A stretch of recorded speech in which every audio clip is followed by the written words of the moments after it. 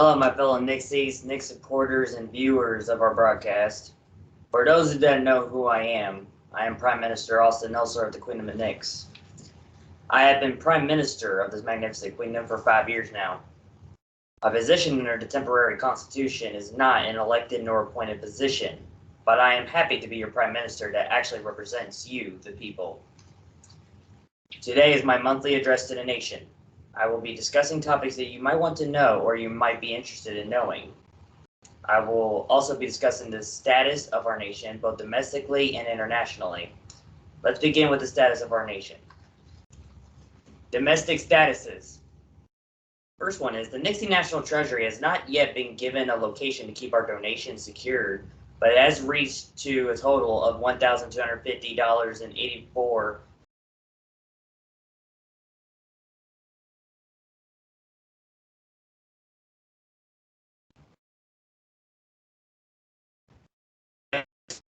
currency to be fiat, which means constantly printing the money, but we gave ourselves a max printing limit of exactly 1 million Nixie pounds.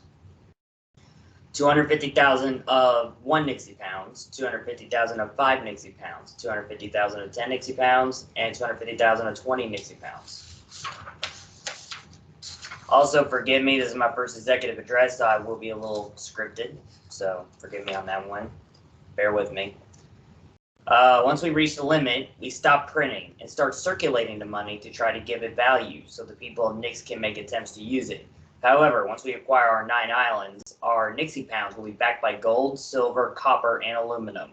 We as a government do not believe that fiat currency is a way to run a capitalist and free market nation. I, as your Prime Minister, will ensure that the Nixie pound will be backed by precious metals so our nation will not face high inflation and hyperinflation, and of course, deflation, price gougings, and the destruction of value. Topic 2, my fellow Nixies. In the year 2021, we passed 8 bills into law.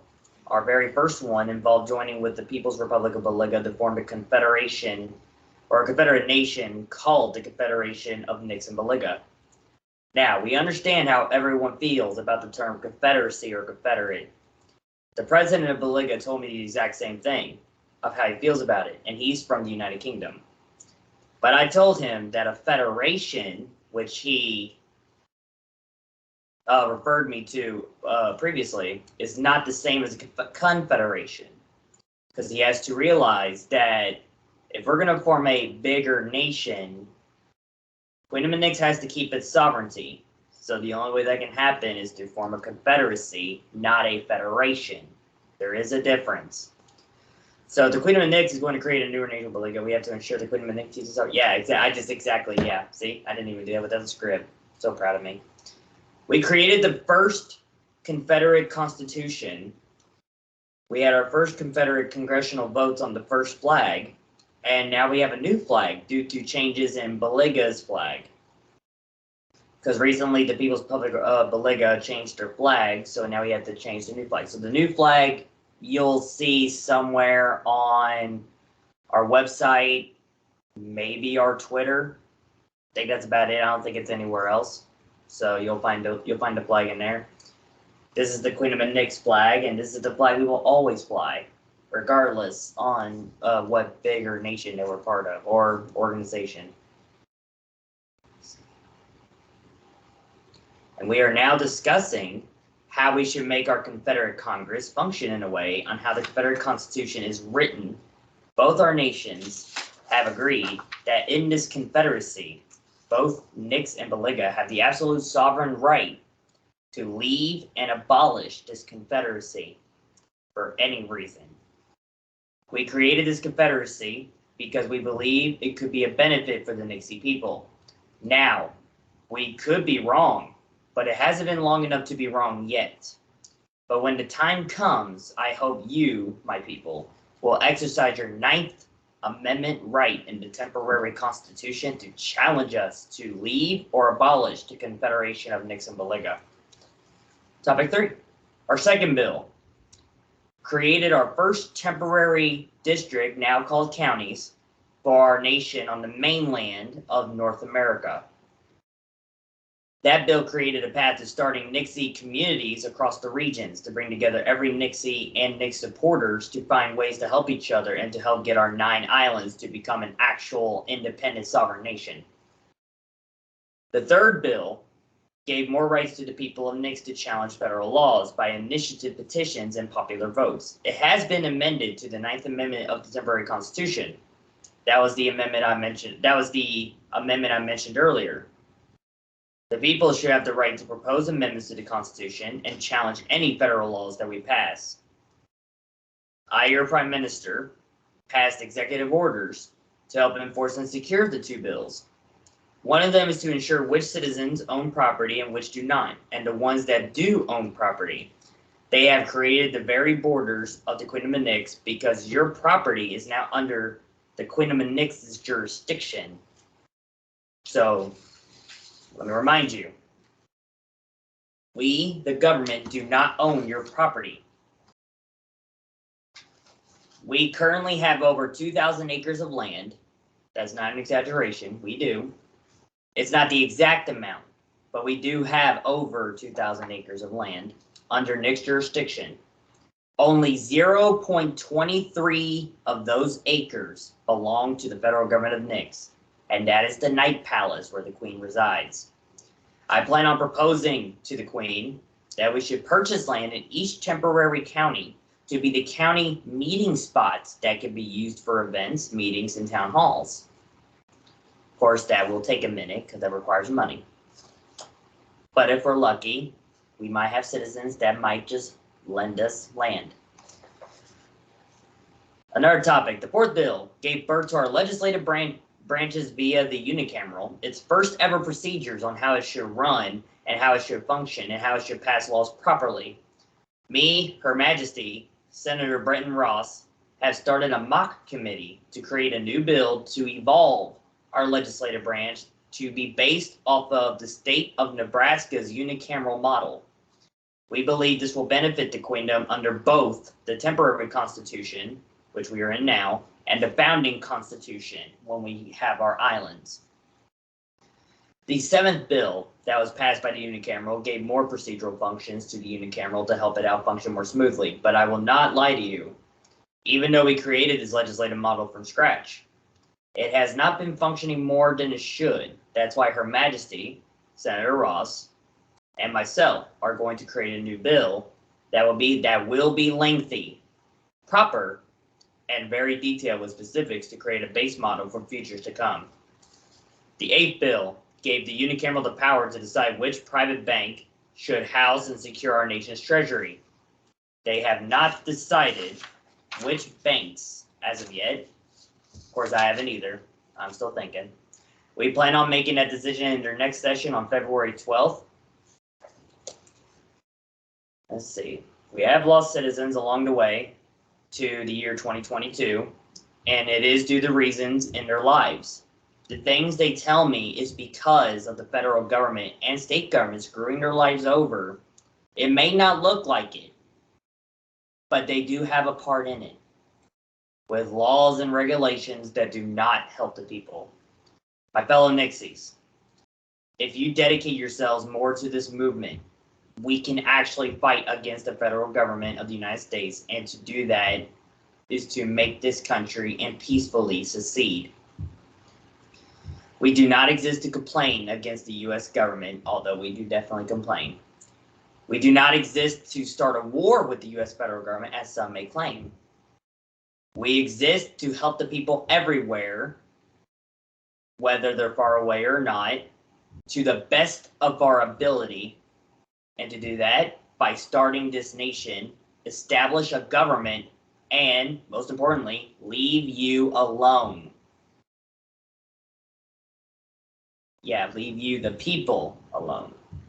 The government is supposed to exist to protect your ability to exercise your constitutional, natural rights that nature has given you as human beings. Government did not give you rights. You were already born with them, and the only way to keep them is to know you have them. If you honestly believe in leaving the United States for good, leave its two-party system, leave its hardcore taxations, leave its harsh regulations, leave its mandates that they're now putting on us, leave its tyrannical governments, then you need to dedicate yourself any way you can to help make the Kingdom of Nyx.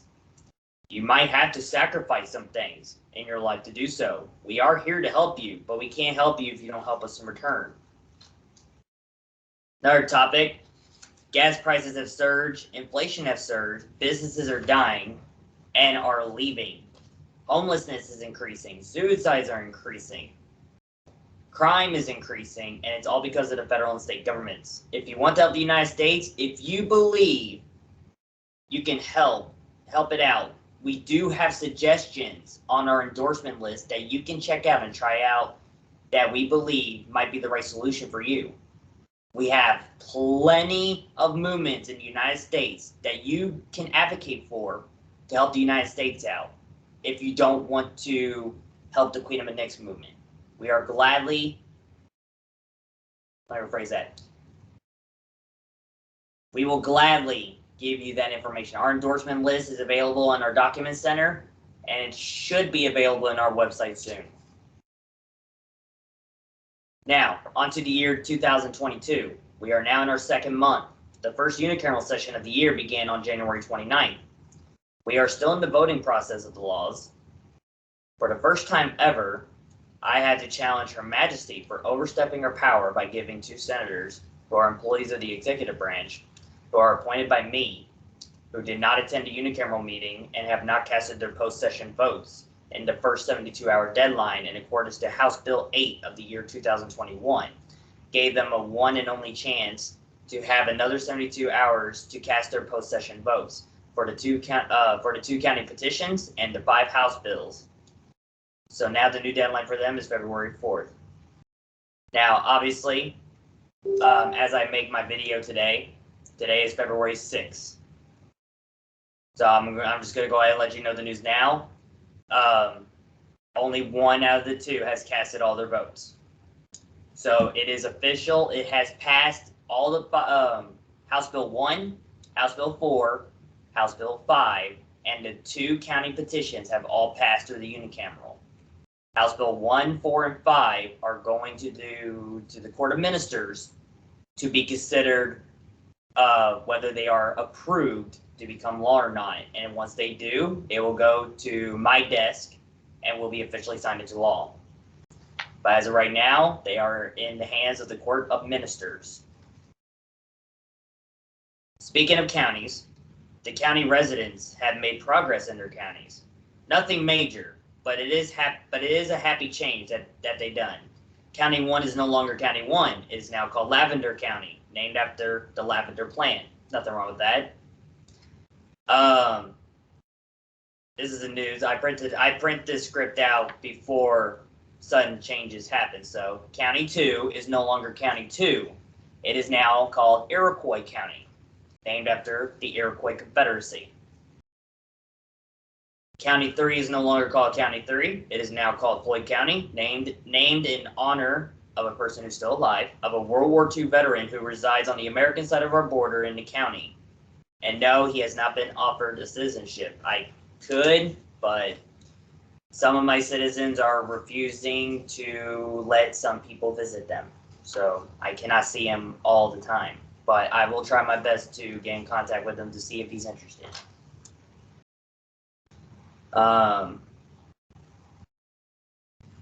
Lastly, County 5 is now called Linden County, named after the city of Linden, which is centrally located in the county. The other counties that I have not listed are still named with numbers, such as County 4, County 6, 7, 8, 9. The 2 petitions that are still pending, that are no longer pending, are petitions to declare the cities of St. Matthews and Linden to be county seats of Floyd and Linden counties. Next topic. We have citizenship papers, copies of the temporary constitution, t-shirts. We plan to have flags. For anyone that is interested in purchasing, the money will go straight to the treasury and nowhere else. We have a voluntary taxation contracts that citizens can sign for us to rightfully receive your money by limited contract. Once the limit is up, the contract is null and void until it is updated by both the individual and the government. Because we believe in voluntary taxation, which also in other terms, taxation with representation. Next topic, one of my bills that I am proposing to the unicameral will create the first elected position in the government, a representative, that will be nationally elected by the people and will represent all Nixies in the unicameral. So yes, that one person will represent all 9 counties. So now the people will have even more of a say in the unicameral, other than just having appointed legislatures. This representative will be mandated by law to talk to every single one of you nonstop about every single bill that is proposed on the unicameral floor to get your feedback, to get your outlook, to get your opinions on it. Now let's be clear. The senators and ministers who are also members of the unicameral, but are appointed by the other 2 branches of government via the supremacy and the executive branches also represent you. But I regrettably think that we did not make it where they are mandated to speak to every single one of you. We can make it that way by either royal decree or by legislative bill. But I believe this bill will create this position, will give the people more power and say in our government. I do hope you all support this bill. It should be worked on in the February 12th session. Lastly, I would like to announce that I have signed into law 2 royal decrees written by Her Royal Majesty of the Night. The first one is simple. It establishes the first 2 national holidays. Flag Day on April 15th to celebrate the flag behind me. On September 13th is Her Royal Majesty of the Night's birthday, which is normal for a monarch to have her birthday to be a national holiday. So without any protest against that one, I signed it into law. The second one was quite interesting. It involves creating a judiciary committee randomly selected by the citizens of Nix, including our clerk, to try and punish members of the unicameral, including myself and Her Majesty, who on the unicameral floor is vice chairman, and her chairman or chairwoman, however you want to get that term to. In case of inactivity, such as not attending in a lot of constitutionally scheduled sessions, she has written a list of excuses that members can say they have to be absent, such as sick or family issues, etc. But for any other reason, other than what is listed in the decree, they will be subpoenaed to the unicameral to be tried. Now, here's the ending. In the ending of the domestic statuses, I would like to thank our clerk, Bree McGuire, for being our wonderful government clerk, and the host of the Nix Delta broadcast, who has been broadcasting our honest and transparent news for almost a year now. I will also like to thank Her Majesty of the Night for never giving up on the Queendom and to be there for the people of Nix in these past 5 years. Lastly, I would like to thank and honor the citizens that stayed with us in these 5 years. This could not exist without you, the people. Thank you. I will now deliver our international statuses. Our international status: we are currently the Secretary General of the Multinational Association of the Americas, or MAA, or MAA, however you want to pronounce it, an organization created a year after Nix was founded to be an organization to help and support other would-be nations to become real independent nations, to declare independence from the tyrannical governments in the continental jurisdictions of where they're located. The upcoming Secretary General election is coming up on the 6th of February. I am expecting that Nix will remain in this position due to no other member taking up the spot. Even though I recently just found out the Republic of Arkadelphia has signed up for candidacy of the position. So obviously this part is now false, but I'd like to clarify. There is now 2 members running for the Secretary General position, but I honestly do expect that Nix will win this election. Not because I'm prideful of the Queendom of Nix. I honestly believe it's because of the inactivity that we are recently having. So that's probably the reason why that would be so. We, the Nixie government, also believe that the other members are giving up on their nations, or maybe on the organization itself. We hope that's not the case, but if so, I would like to invite them to become part of the Kingdom of Nix instead. Join a movement that's actually working. Now, we are in the process of recognizing or not recognizing the Principality of Vermont, a micronation that wanted to have diplomatic relations with us, and who has requested to become the third state in the Confederacy, which triggered the Confederate Congress to change the name of the Confederacy, since it wouldn't be just Nix and Baliga. However, the Vermont Parliament voted not to join the Confederacy, which is okay. The representative of the people has spoken. It happens. But we plan on having diplomatic relations with them nonetheless. We are still in the recognition phase. We have their survey has been completed.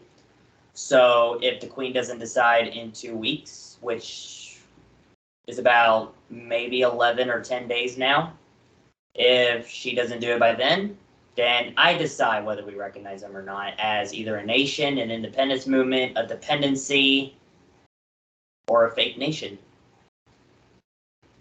Third topic, we plan on having trade relations with the following nations: the Kingdom of Stratton, the Empire of Afghanistan. I don't know if I actually said the classification of his nation right, so I'm going with Empire. House of D. Herrera, and the Commonwealth of Dracul, to make attempts to start our nation's first economy via GDP, to attempt creating jobs in the temporary lands of Nix, as well as making money for the Treasury. Topic 4. Now, for the big organizations and nations in the world, I am deeply, deeply upset about what I'm about to read to you today. We condemn the instigations and skirmishes between the Islamic Republic of Pakistan and the Taliban-controlled Afghanistan that we have been observing for quite a while now. Fighting should cease immediately and must respect each other's borders and let the people of Afghanistan decide their fates, and Pakistan must not get involved in another nation's problem unless the actual majority, not a verbal or broadcasted majority, the actual majority of the Afghan people want Pakistan to help them. And of course, in the whole Russia-Ukraine situation, the same thing goes for them. It is not our problem, and it shouldn't be their problem either. Russia shouldn't get involved in Ukraine. Ukraine shouldn't get involved with Russia. Neither does NATO. Neither does the European Union, which we do recognize as a country. And no. And if they do go to war, that is their problem. Not the United States, nor the Kingdom of Nix. The United States gets involved, the Kingdom of Nix stays out of it. We will not prepare ourselves for a war that is unnecessary. We actually don't believe a war will occur. We honestly believe this is just another political distraction to get us riled up for another war that will most likely not happen. Now, this is a little late because this actually was a little bit of a while ago, but and I just read this recently, maybe a month or two ago in December probably. But we also condemn the United States of America for being involved in every single nation's problem that is not their own, like I mentioned earlier. They should cease fighting now and go home and let the people of the nations they are in fend for themselves, which they can. The people will not go extinct in their own nations. The people will find a way to live on. That is how humans work. It is tragic, but they will find a way. Topic 6, we extremely condemn the United Nations for not taking strict actions against peacekeepers who were raping women and minors in the Democratic Republic of Congo, a nation in Central Africa, which is a country I personally like. I would like to go there one day. That is also the reason why I'm learning French. Every action they have taken have been proven to fail and has not helped a single victim receive justice for their hardships. We condemn the European Union French state government. Like I said, we recognize the European Union as a nation. Therefore, France is just a state. So the European Union French state government for not taking action on one peacekeeper who has been accused of rape of women and minors, who has also admitted to doing so, and has admitted that he did not care that he did the deeds. He now walks free in the European Union. I believe that the Democratic Republic of the Congo should have the right and the power to try the UN peacekeepers for crimes they committed in that country, regardless how harsh the punishments are, because that is the jurisdiction of the country that peacekeeper is in. The United Nations barely taking any action on these events. It's barely taking action on the events, and we will scorn them over it until they fix it. And we will. It'll take a minute, but we will. I won't lie to you. We actually haven't done it, but we plan on it. But right now, domestic issues come first. Now, for sympathies. A micronation called the Dewako Estates. Their leader had passed away recently. I believe he was in his 60s. But he was a good man. Me and him talked a few times, not a lot. And I do believe he was a good leader and a good organizer. We were there when the dead organization called ICANN was going through internal affairs, and then Dewako, Nix, and De Herrera created a newly formed council to help attempt to revive ICANN, which was not Nix's goal in the first place. So because of that, we left the council because it affected our goals in the organization. The MAA, Multinational Association of the Americas, is the only organization that Quinnipiac Nix is in. We also give our sympathies to his family and his nation. And the other nation we like to give sympathies to is the European Union, believe it or not. They lost their president recently. We recognize the president of the parliament to be the president of the European Union. President David Sassoli had passed away due to health issues. He was 65 years old. According to a lot of European state leaders, he was a good leader, especially when working in the European Parliament. The European Union has our sympathies, because no one, regardless how bad of a person they are, well, I can't really say that much, but I guess when it comes to certain politics, especially in the European Union, because they're not as bad either, but they don't deserve to die a horrible death, whether it's a health issue, murder, assassination. No one deserves death. Unless you've done things that no longer makes you considered human. My opinion. I will end it here with that, my fellow Knicks season supporters and viewers. If the Quinnipiac Knicks gains more people and more funding, we believe that our nation will be made. Our government will be established, and we will leave you alone. Ave Rex, Vivat Regnum. God save the royal majesty of the night, and God save the queendom.